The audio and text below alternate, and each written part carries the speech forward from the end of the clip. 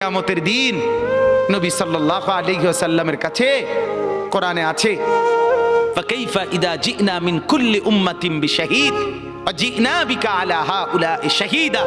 নবীকে বলছে আল্লাহ, বন্ধু আপনার উম্মতের প্রত্যেকের আমলনামা আমি আপনার হাতে দেখাবো, আপনার হাতে আপনার সামনে পেশ করব, আপনি দেখে কথা বলবেন। আমার কাছে সুপারিশ আপনি কইরেন, মানা নাই, কিন্তু আপনি দেখা করবেন।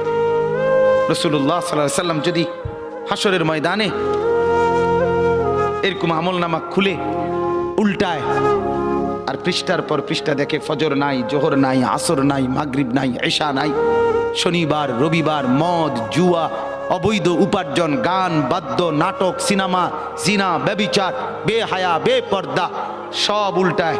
আল্লাহর নবী সাল্লাল্লাহু আলাইহি ওয়াসাল্লাম তখন বলবে, উম্মত কি এটা?